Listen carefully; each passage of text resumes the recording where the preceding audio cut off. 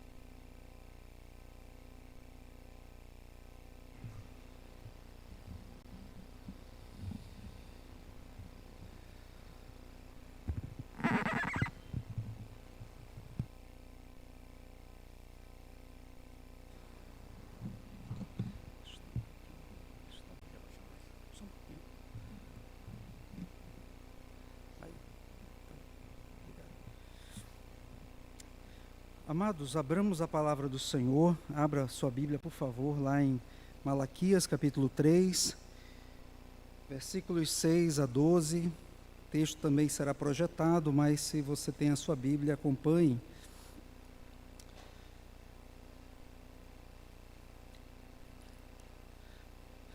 Que bom estarmos neste domingo aqui reunidos e poder adorar o nome do nosso Deus, poder dedicar a nossa vida a Ele e prestarmos culto de maneira comunitária, né, como irmãos reunidos para ouvir a voz do Senhor e também cantar louvores a Ele, ao nosso Deus.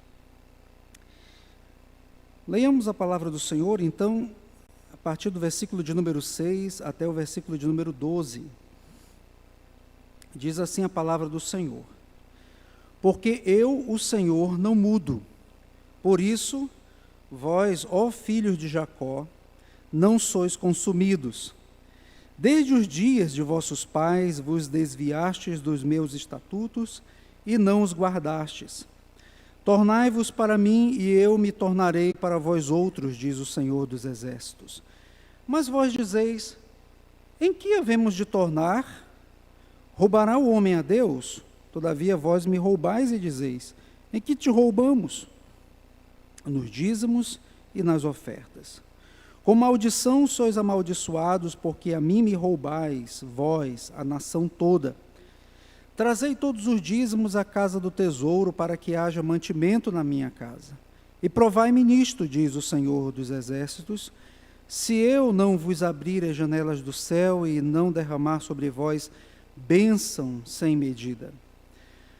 Por vossa causa repreenderei o devorador, para que não vos consuma o fruto da terra.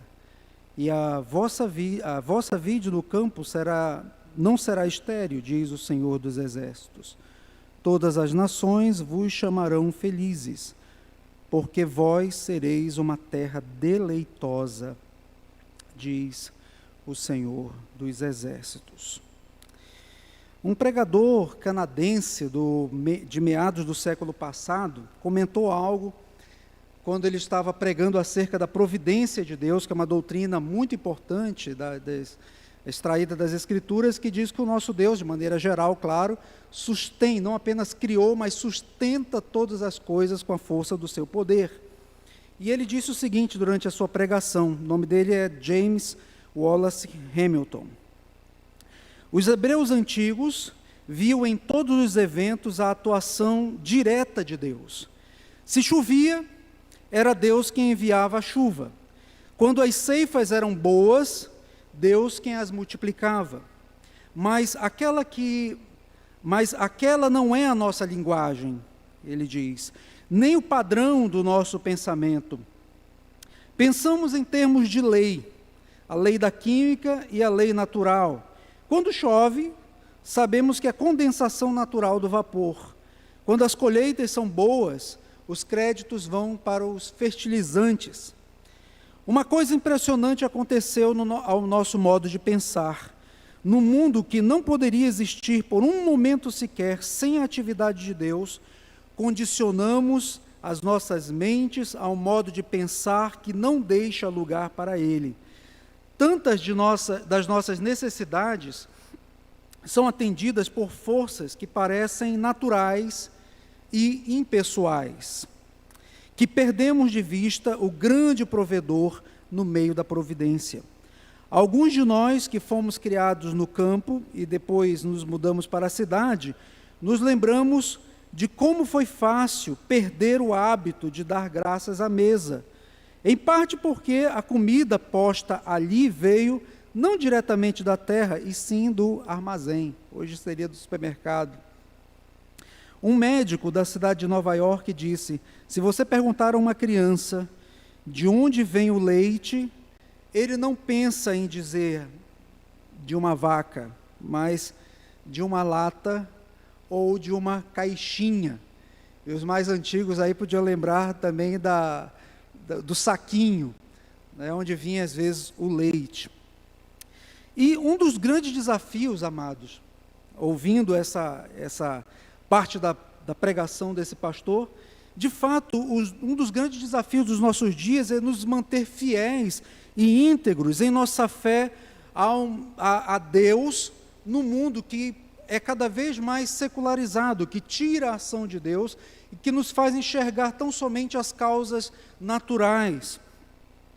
Somos desafiados a crer no Deus que continua fiel à sua aliança e a reconhecer que todas as bênçãos, tudo vem de Deus, as dádivas do Senhor, desde aquilo que Ele nos dá para o nosso sustento, a nossa saúde e até mesmo as enfermidades, porque nada foge ao Senhor, mesmo que algumas dessas enfermidades venham por consequência do próprio pecado que há no mundo, mas vêm das suas mãos também. Reconhecer que tanto as suas bênçãos, quanto inclusive a sua disciplina, quando pesa sobre nós, vem das suas mãos. Então, ver a ação de Deus nos detalhes da nossa vida e como Ele age no mundo é um desafio para nós. E antes de adentrar no texto, é importante que nós lembremos um pouquinho do contexto, o ambiente onde Malaquias atuou e para quem ele dirige a sua palavra, a palavra do Senhor, até porque pode ser que você tenha perdido alguns dos domingos aí, esteja nos visitando. O povo aqui está retornando do exílio babilônico, onde havia ficado 70 anos. Claro que já tinha um tempinho desde que eles voltaram, pelo menos aí cerca de 80 anos, desde que eles retornaram para a terra. Mas agora, quando eles voltam do tempo que Deus os disciplinou ali no exílio babilônico, a tendência do povo foi pensar em si mesmo, em reconstruir suas casas e reconstruir os seus negócios, cuidar do seu campo, cuidar da lavoura, cuidando de si e dando pouca atenção à sua vida espiritual. E nós temos visto como os dias de Malaquias eram dias em que eles pecaram contra o Senhor e isso trazia consequências diretas aos relacionamentos interpessoais, às questões sociais e à vida espiritual, claro. E tudo isso, as consequências, eram de fato vindas também da mão de Deus pesando sobre eles, dizendo para eles: tornem para mim, voltem-se para mim. Eles haviam de fato perdido a fé no Deus da aliança, que tudo supre, e passaram a confiar na força do braço deles, na força de suas mãos. E onde que isso também se tornou bem evidente? No texto que nós acabamos de ler aqui, na dedicação ao Senhor dos dízimos e das ofertas. E o Senhor, então, observe aí na sua Bíblia, no versículo de número 8, já que eles não se dedicavam com confiança ao Senhor, não criam no Senhor de todo o coração, eles passaram a roubar o Senhor, e é isso que o Senhor os acusa de maneira clara aqui no versículo 8, porque eles estavam retendo aquilo que Deus havia dito, que eles deveriam dedicar 10% de sua renda ao Senhor. E se você tivesse a oportunidade de perguntar para alguma daquelas pessoas o porquê eles estavam fazendo isso, Talvez eles dissessem, bom, porque nós não sabemos o que vai acontecer no futuro.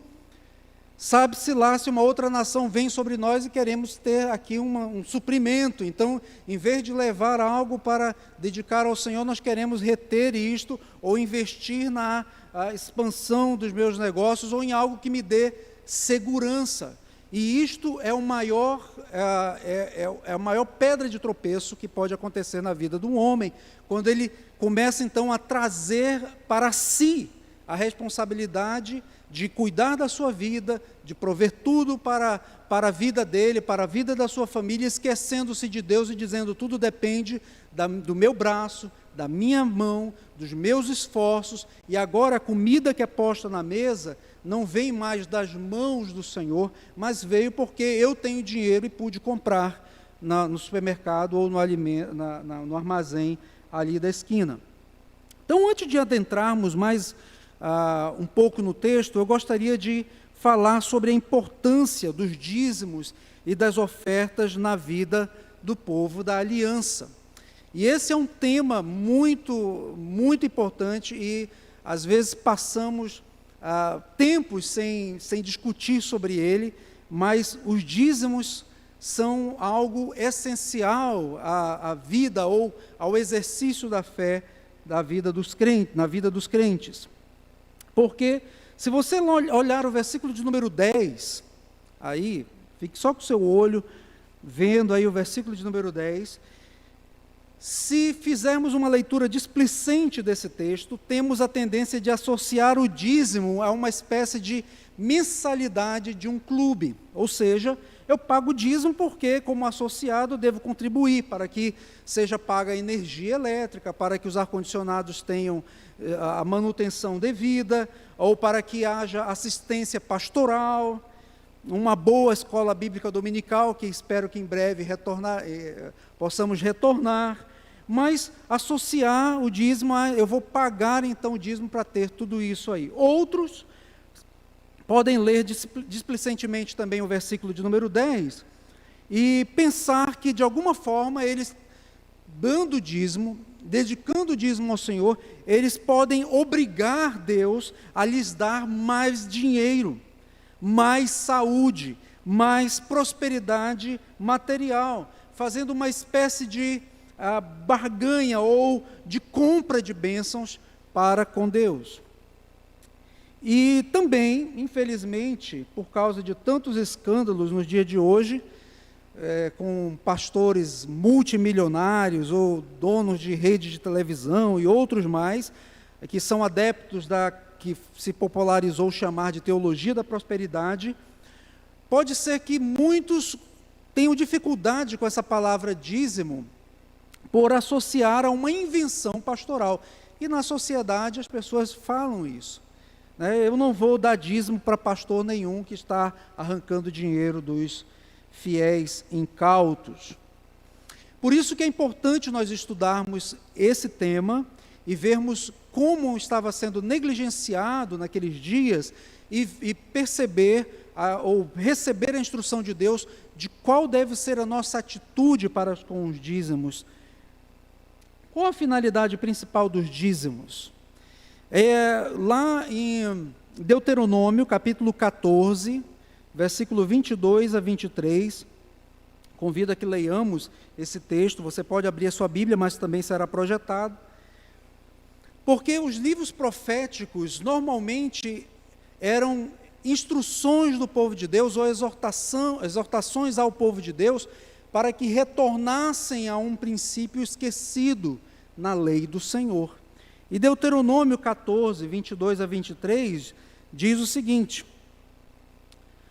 certamente darás os dízimos de todo o fruto das tuas sementes, que ano após ano se recolher do campo, e perante o Senhor teu Deus, no lugar que ali escolher para ali fazer habitar o seu nome, comerás os dízimos do teu cereal, do teu vinho, do teu azeite e os primogênitos das tuas vacas e das tuas ovelhas, para que aprendas a temer o Senhor teu Deus todos os dias. É claro que estamos aqui diante de uma sociedade agropastoril, cuja a economia ou as fontes de renda vinham, ou de sustento vinham do campo, tanto na questão do cultivar de sementes e cereais, quanto também do cultivo do cuidado com os animais, das vacas e outros animais assim. E esse texto que nós acabamos de ler fazia parte da instrução do Senhor sobre o dízimo, que era uma dedicação anual, que eles deviam ir a um certo lugar, chamada Festa Anual de Dedicação dos Dízimos. E todos eram, depois daquele período da plantação, naquele lugar determinado, normalmente o tabernáculo naquele momento, onde o Senhor habitava, eles eram então convocados a levarem as primeiras crias daquele ano, ou os primeiros frutos daquele ano, e levar para aquele lugar, e ali eles dedicavam ao Senhor, colocavam diante dos sacerdotes, e animais eram sacrificados, e outras comidas eram feitas com aquele material, ou com aqueles cereais, que eram levados ali anualmente, e eles comiam juntos, partilhavam da mesma fonte do alimento que eles tinham recebido de Deus, no reconhecimento que é o Senhor que nos sustenta. É claro que isso mudou bastante, mas era assim que o Senhor instrui que eles o fizessem. Mas a finalidade principal dos dízimos não era para que eles festejassem juntos naquele lugar, ou celebrassem juntos naquele lugar, ou mesmo a manutenção em si do templo ou do tabernáculo, das pessoas que serviam no altar. A finalidade principal dos dízimos está no final do versículo de número 23. Para que aprendas a temer o Senhor teu Deus todos os dias. Então eu plantei, a terra deu seu fruto, eu colhi, eu cultivo animais, e os animais deram crias, e eu os tomei.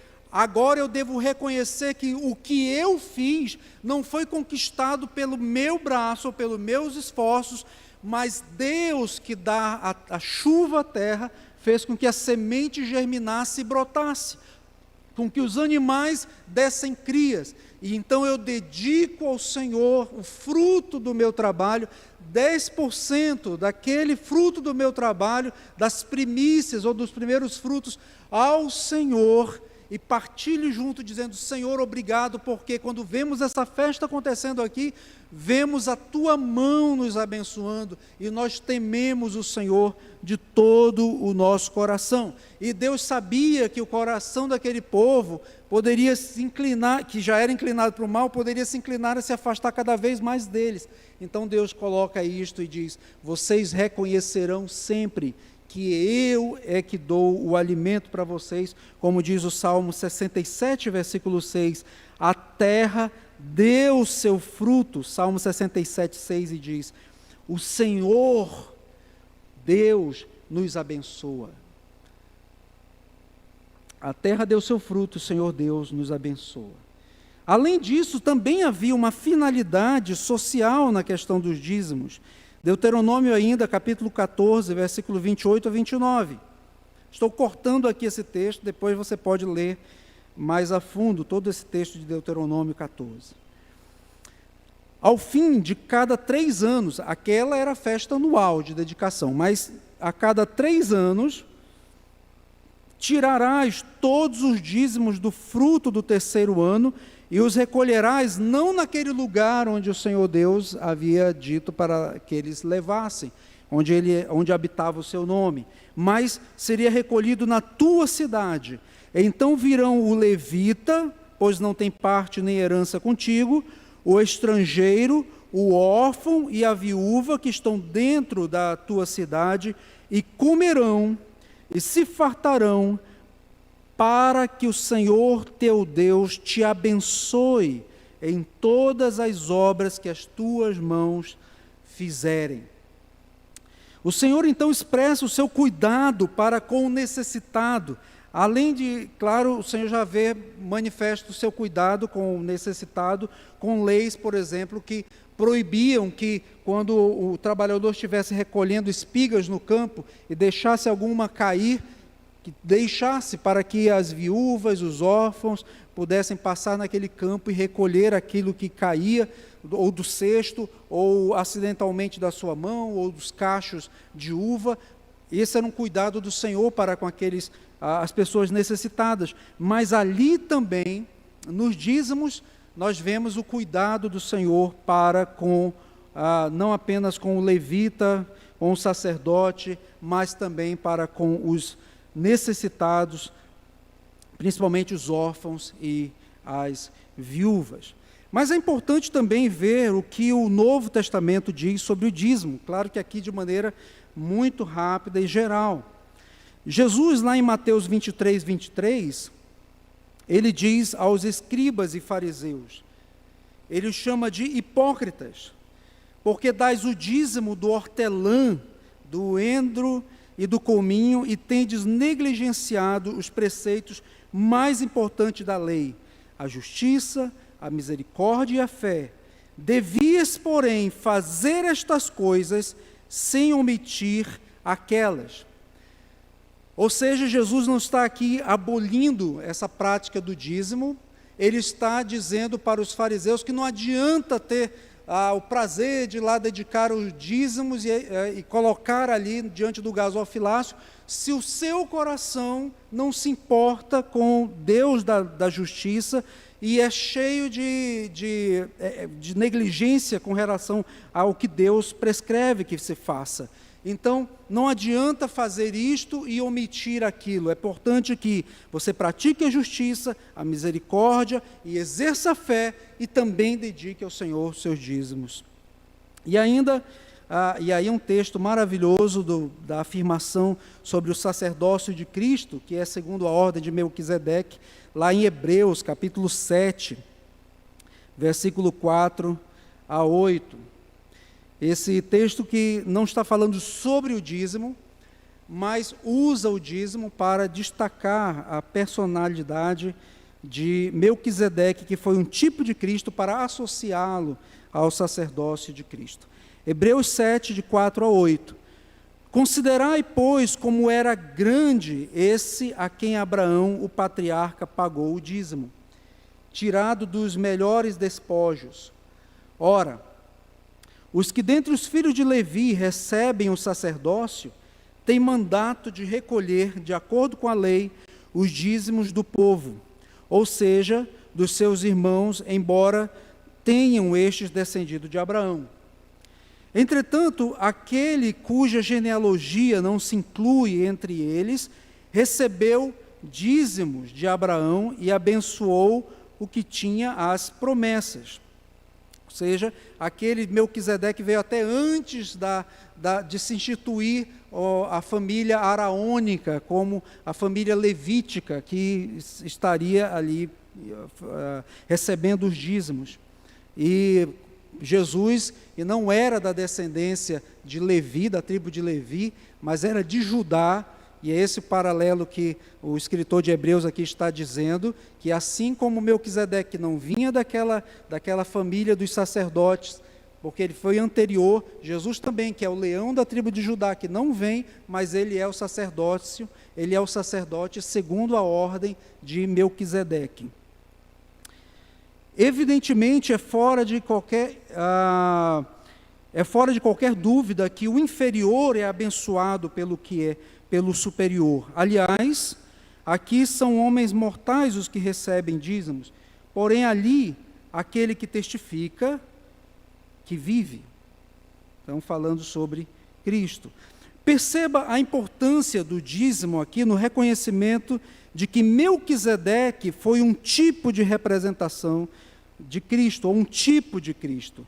Abraão, o inferior, foi abençoado pelo superior, e o grande patriarca reconheceu a superioridade de Melquisedeque sobre a vida dele, que não era um homem qualquer a quem Cristo, claro, é associado, tributando-lhe, ou dando-lhe, ou dedicando-lhe o dízimo de tudo aquilo que ele possuía. Então, os dízimos são utilizados aqui no livro de Hebreus como prova do reconhecimento de Melquisedeque, desse rei de Salém, que não tem genealogia, que ninguém sabe de onde ele veio, e não vem de uma linhagem certa que alguém possa descrever, e aí usa-se essa figura para dizer assim é o Cristo. Ele não tem, conquanto ele tenha nascido filho de mulher, mas ele é desde os tempos eternos. E o dízimo, então, é usado como esse reconhecimento daquele homem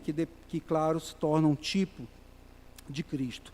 Por isso que a negligência dos dízimos e oferta, no texto que lemos inicialmente, mostra-se como uma falta grave diante do Senhor.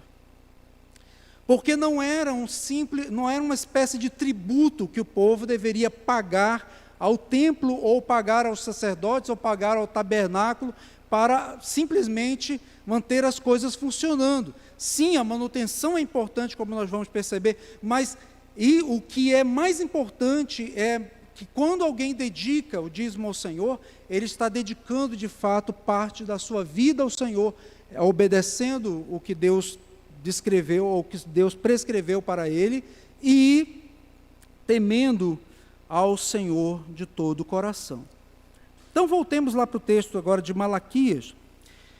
Malaquias demonstra com precisão o contraste, ele começa fazendo isto, o contraste entre o caráter de Deus e o caráter do povo.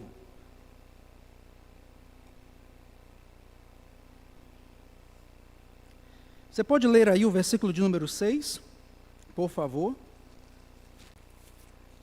Malaquias 3:6. Pode ler? Porque eu...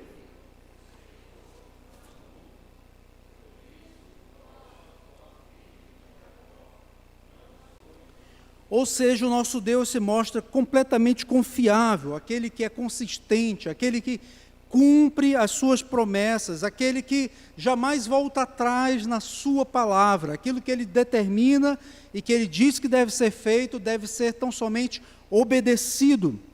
Já o povo, ele chama de filho de Jacó, que claro, nós poderíamos interpretar perfeitamente como um sinônimo de filho de Israel, o povo de Deus. Mas lembre que Jacó, o significado do nome Jacó é enganador, trapaceiro. Então, eu prefiro olhar também esse contraste aqui.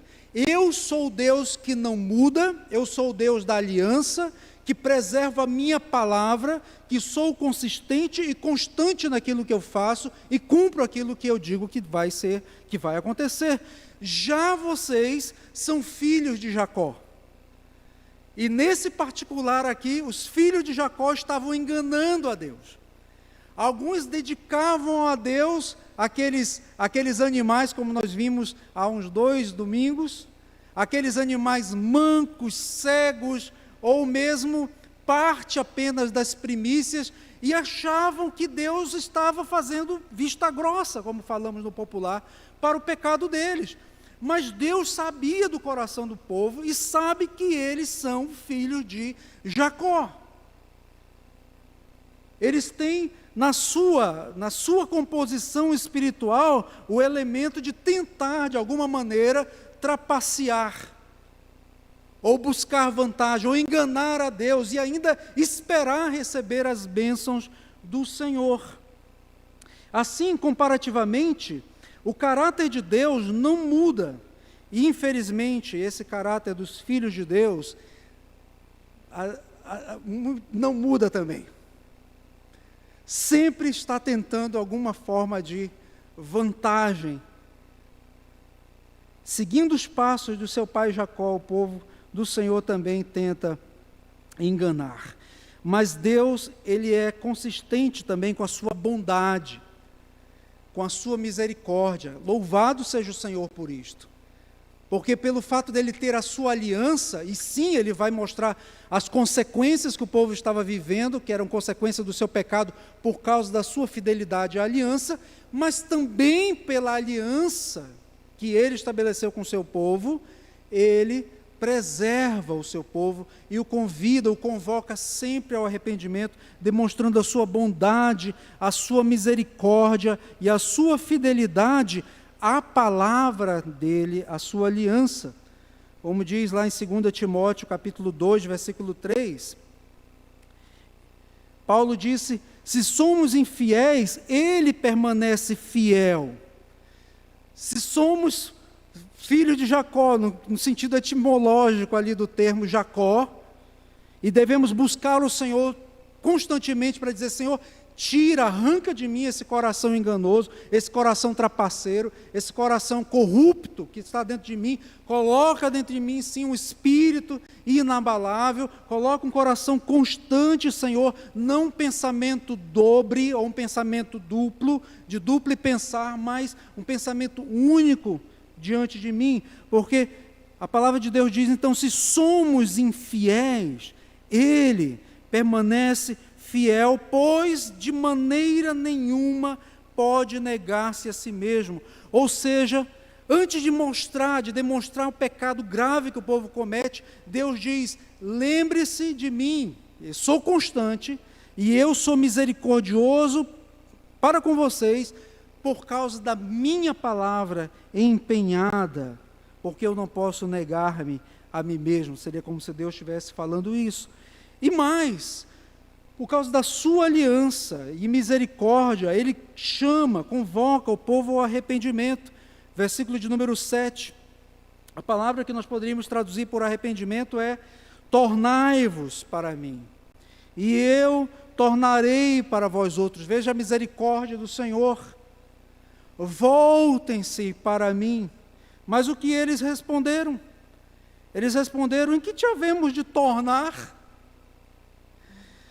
Essas palavras me lembram aqueles meninos birrentos, que a mãe diz assim: coloca o sapato está diante dele, aí ele olha para o sapato, olha para a mãe e diz: que sapato?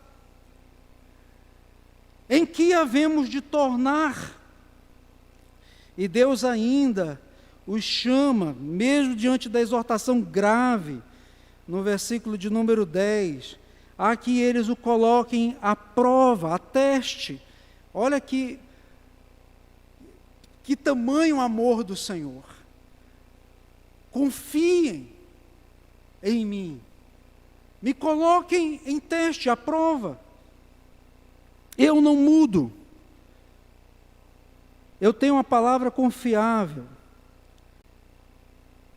A pergunta que poderíamos fazer para aquele povo e que ainda ecoa hoje em dia: será que nós confiamos de fato inteiramente no caráter do nosso Deus?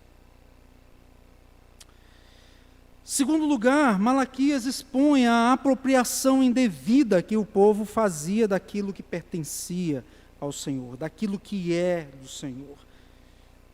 E o nosso Deus, ele não é comprometido com com a praga do que chamou-se hoje, ou convencionou-se chamar politicamente correto.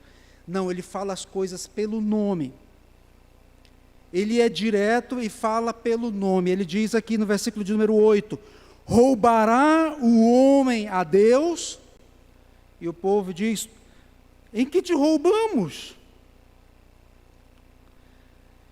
E Deus poderia dizer: que cara de pau esse povo tem? Porque o Deus que sonda mente e corações, Ele conhece o coração de cada um, e sabe quando estamos pecando contra Ele, e sabe quando estamos de alguma forma enganando e ainda querendo levar vantagem sobre algo. E Deus diz então: eles dizem: em que te roubamos? E Ele diz: nos dízimos e nas ofertas.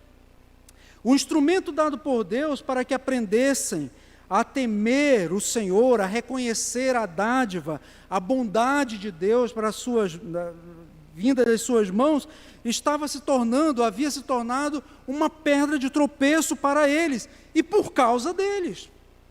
porque Deus os estava treinando o coração com aquilo, porque toda a nossa vida é do Senhor. E Deus sabe como facilmente criamos ídolos, porque o problema do coração do homem é a idolatria. Se você não adora a Deus, não obedece ao Senhor, não anda de acordo com a sua vontade, o seu coração criará ídolos. E você se submeterá a eles e adorará a esses ídolos.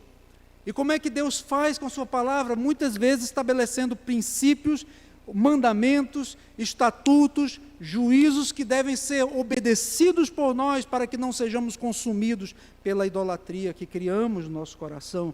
Mas aqueles homens esqueceram do Senhor e decidiram dedicar a vida deles ao Deus Mamon, vamos dizer assim, ao Deus das riquezas, aquilo que eles achavam que lhes traria tranquilidade na vida, os recursos financeiros, esqueceram do Senhor, e Deus diz: vocês estão agindo exatamente como ladrões. E claro que o Senhor não precisa, ou nem precisava de absolutamente nada, não precisa e nunca precisará de absolutamente nada. Veja o que Davi disse lá no Salmo 24, 1. Ao Senhor pertence a terra e tudo que nela se contém, o mundo e os que nele habitam. O que alguém que tem um mundo e todos os habitantes vai precisar de dízimo ou 10% de algo? Ou lá Paulo em 1 Coríntios 10, 26, porque do Senhor é a terra e a sua plenitude. Isso mostra que Ele não precisa de nada material vindo das nossas mãos. Mas o nosso coração precisa ser treinado para não ser devorado pelas nossas ambições. E este princípio dos dízimos é que faz parte daquilo que nós chamamos de mordomia cristã, ou mordomia diante do Senhor. Convencionou-se ao longo dos tempos chamar isso, porque eu sei que mordomo está muito distante da nossa realidade. O máximo que temos de ideia do mordomo é aquele homem que é chamado de James e que atende a porta, né, com aquele olhar altivo. Mas o mordomo era o responsável por administrar os negócios do dono da casa. Ou é ainda, porque ainda há mordomos, mas é o responsável por administrar os negócios da casa. Saber como é que está a despensa, se precisa comprar arroz, se precisa comprar carne. Nem sempre ele é a pessoa que vai comprar, mas ele é a pessoa que vai dizer e dar as ordens de comando para que sejam comprados, e ele então recebe o recurso do seu patrão para que ele dê então vazão às suas tarefas. E esse mesmo princípio é aplicado a nós. Nós recebemos do Senhor 100% para a nossa subsistência, para que possamos sobreviver neste mundo. E Deus diz que, você vai administrar os 90% com aquilo que você precisa cuidar, porque esses 90% são meus também. E os outros 10% você vai dedicar a mim, para treinar o seu coração e para que você não confie demais nas riquezas a ponto de ser tão ambicioso, de dizer tudo é meu, os 100% é meu. Porque tudo, na realidade, Deus diria para essa pessoa, é meu. Eu sou dono da terra, da prata, do ouro, do mundo, dos que nele habitam. Mas você precisa ser treinado, e é uma maneira que Deus coloca aqui de treinamento, Ele devolvendo 10% do que é dele, para treinar o seu coração, para treinar o nosso coração. E mesmo assim, eles permaneciam infiéis no cumprimento da sua parte, não submetendo o coração ao Senhor e tentando enganá-lo de todo o coração jaconiano. Terceiro lugar, Malaquias afirma que, assim como eles se negavam a cumprir as responsabilidades da aliança, o Senhor também lhes negava as bênçãos da aliança e lhes provia de maldição. Depois você pode ver as consequências, maldições da desobediência da lei de Deus. Nós não vamos ler esse texto, mas você pode anotar e ler depois. Deuteronômio 28, de 15 a 44. Deuteronômio 28, 15 a 44. Mas agora, porque eles desobedecem, Deus está lhes dando as consequências da desobediência. Versículo de número 11, somos informados que há um devorador, que há uma praga, ou gafanhotos, lagartas, aqui que são chamados os devoradores, que estavam devorando as plantações da terra deles. Também nos é informado aqui no versículo de número 11, que a terra estava estéril. Eles não estavam dizimando porque eles não tinham como dizimar. O fato deles não dizimarem é que fazia com que eles se afundassem cada vez mais nos problemas que eles tinham, nas plantações que não estavam mais dando fruto, ou nos gafanhotos, nas lagartas que estavam acabando com a lavoura. Ainda no final do versículo de número 10, nós somos também informados de que as chuvas, que eram talvez o maior sinal das bênçãos de Deus para a terra, porque sem chuva não há prosperidade, sem chuva os animais morrem sedentos, sem chuva as plantas não dão fruto. Aquelas chuvas haviam se tornado escassas. Por isso que Deus diz: retornem para mim e provai-me nisto. Se eu não vos abrir as janelas do céu e derramar sobre vós bênçãos sem medidas. Ou seja, se eu não abrir as comportas do céu, as janelas do céu, e as chuvas vêm, porque eu que tenho controle sobre as estações, sobre os tempos, sobre as chuvas, sobre o solo, sobre a fertilidade e tudo mais. É por isso que aquela história que eu contei no início, sobre a providência de Deus, ela é importante para que entendamos, sim, o Deus que permanece agindo hoje em dia e que nós às vezes esquecemos. Podia ser que eles, se fôssemos fazer a mesma transposição daquele povo para os nossos dias, eles olhassem para o solo e dissessem assim: não é possível, estou comprando o melhor fertilizante, estou comprando o melhor adubo aqui, estou buscando aqui canos para irrigar, já que não vem chuva, estou tentando de todas as formas naturais resolver esse problema e continua sem chuva, continua a plantação não dando o seu fruto. O que está acontecendo? E Deus diria: eu estou intervindo na situação, eu é que estou presente na situação. Ou seja, eles estavam sofrendo as consequências da desobediência à ordenança divina. E claro que, mesmo que as maldições da antiga aliança não estejam mais estritamente ligadas a nós, porque toda maldição, ou tudo aquilo que constava das ordenanças foram cravadas com Cristo na cruz do Calvário, lá em Colossenses 2,14, nós somos informados disto. Quando somos negligentes também para a palavra do Senhor, desconfiando do caráter de Deus que supre as nossas necessidades, consequências dos nossos pecados advirão. Não mais aquelas propriamente, lá que era algo para o povo daqueles dias, mas os princípios, sim, que estão ali, no sentido de que Deus afeta a nossa vida de alguma forma, inclusive com consequências graves, trazendo, sim, algo como uma maldição sobre nós, nesse sentido de consequências dos nossos pecados, podem vir também. Mas é claro que essas maldições daquela época já foram cravadas, como disse Paulo lá em Colossenses capítulo 2, versículo 14. Mas o ponto é: consequências vêm quando desobedecemos e desconfiamos do caráter de Deus. Alguém que acha, por exemplo, que 10% é muito e não dedica ao Senhor aquilo que é a parte que Deus exige dele, reforçará o quê? A ambição, a ganância do seu coração, o egoísmo, e procurará satisfazer o apetite consumista desse coração. E aí findará contraindo mais dívidas e tendo uma vida financeira arruinada, como consequência também do seu pecado, porque o seu dinheiro se tornou um ídolo para ele. Percebe como as consequências vêm?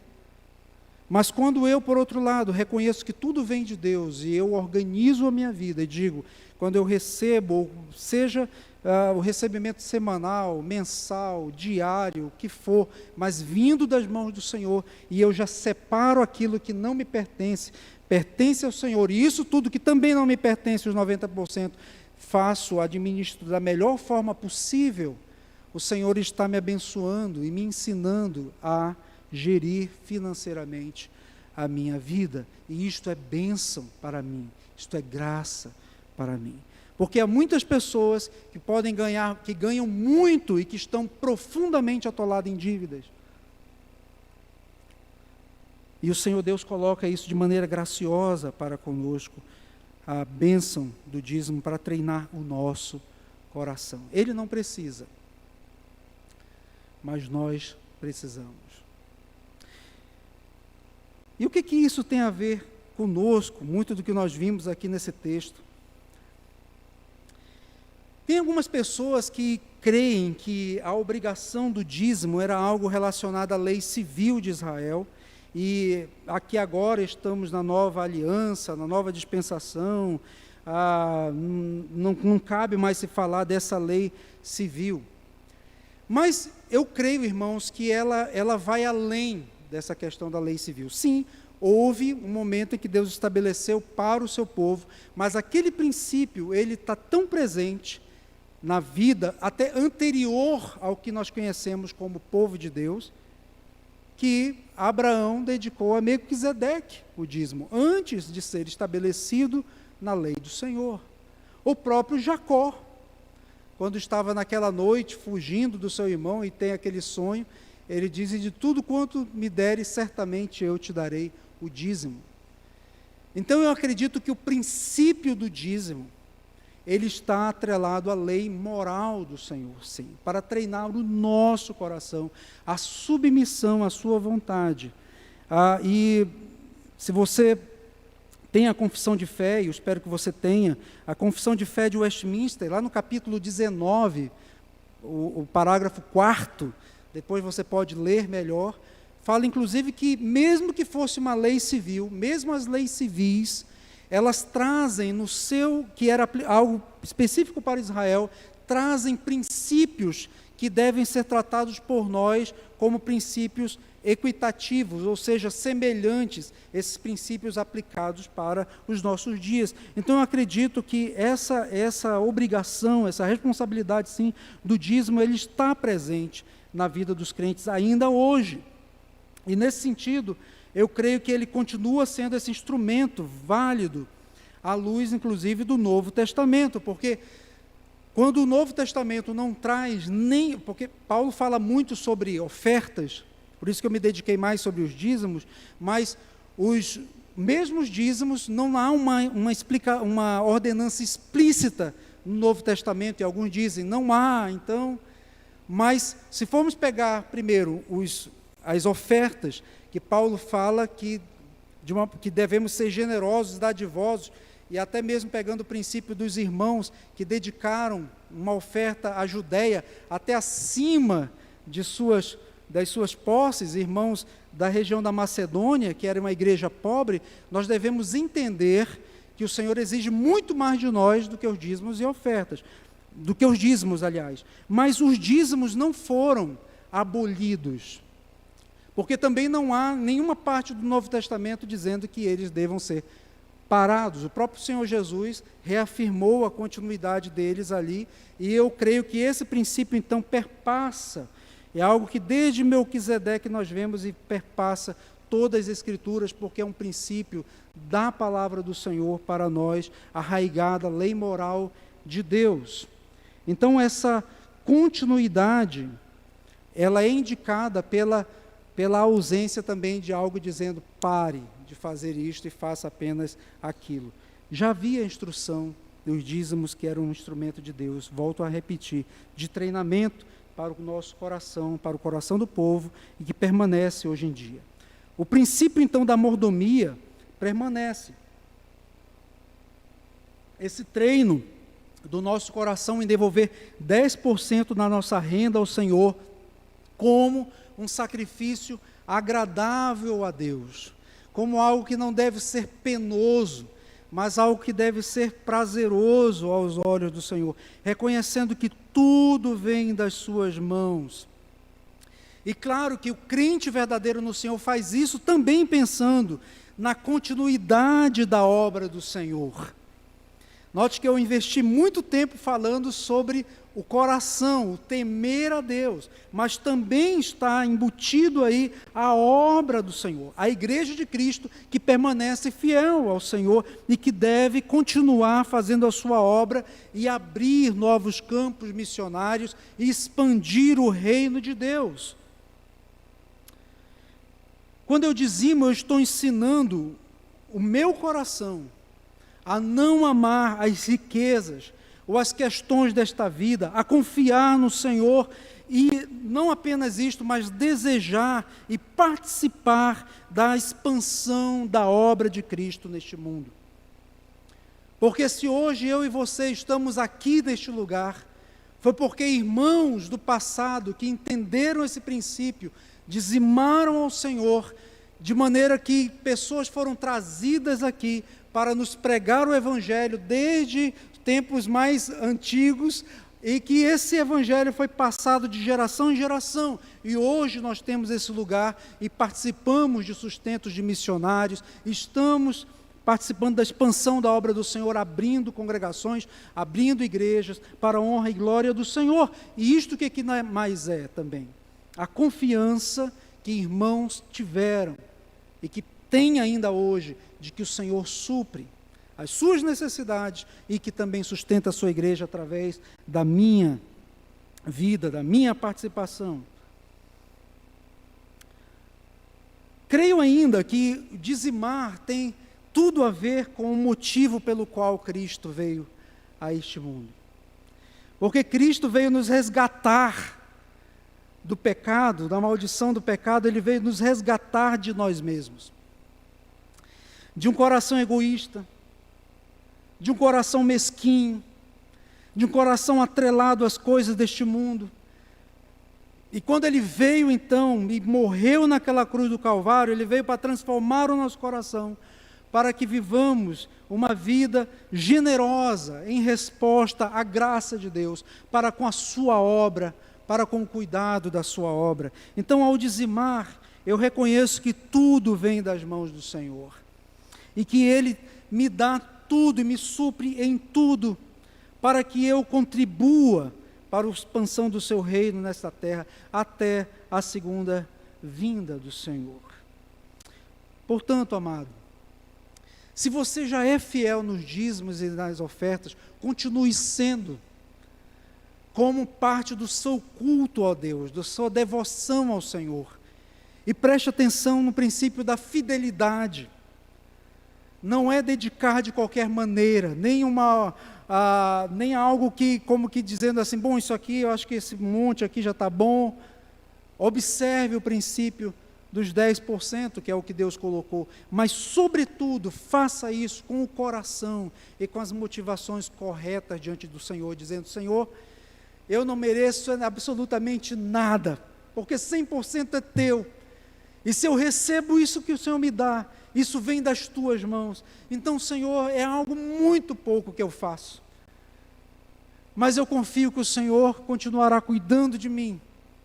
Eu confio no Senhor que esses outros 90% o Senhor suprirá, e o Senhor me abençoará com aquilo, e me dará o suficiente para que eu viva de acordo com a realidade que o Senhor quer que eu viva, para honrar e glorificar o Teu nome.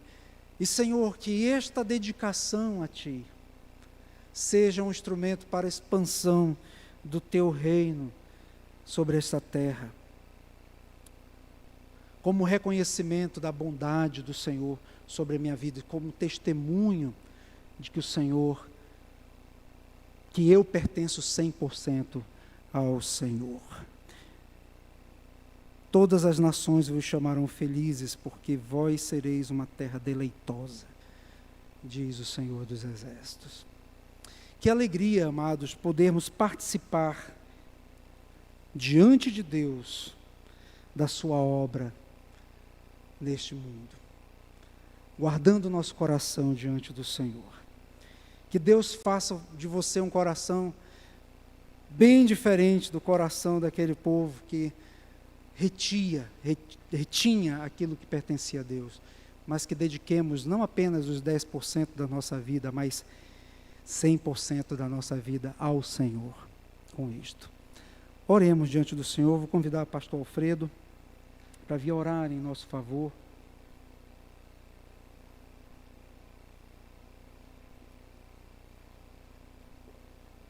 Encerrando também o culto desta manhã.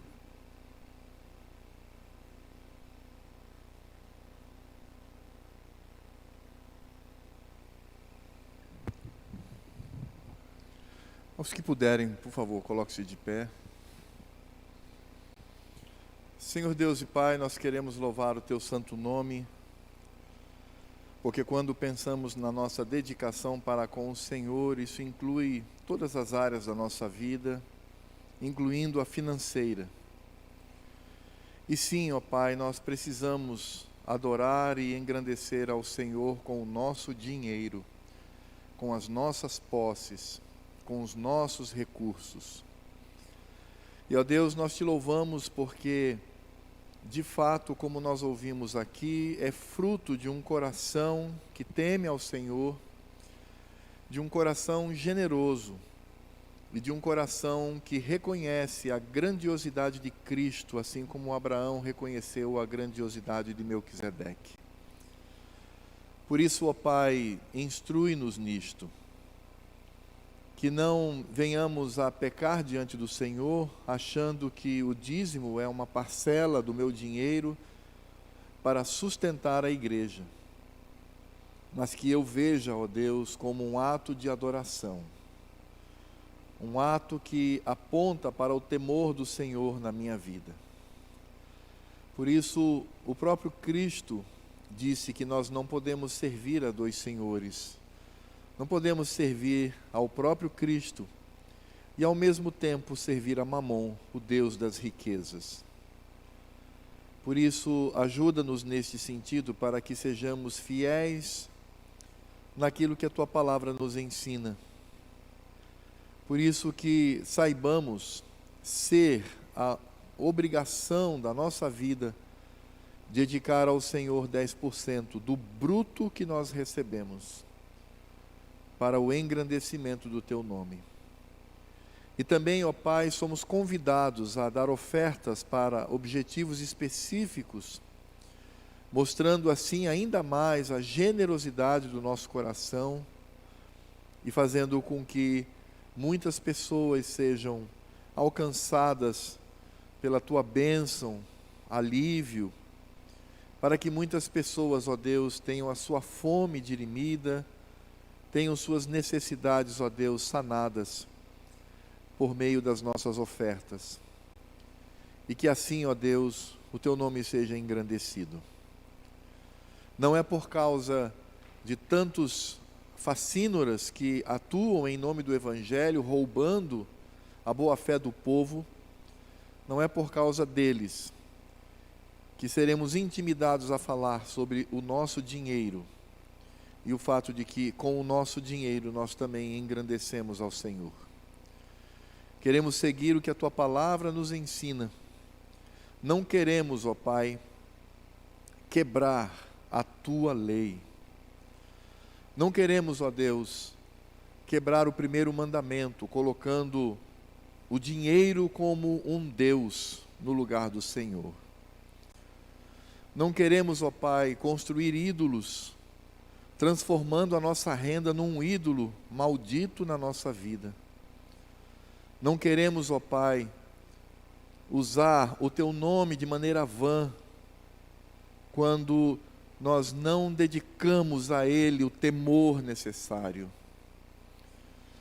Nós não queremos, ó Pai, no dia de culto, perder essa noção, não queremos desonrar ao Senhor, como nos ensina, ó Deus, o 5º mandamento.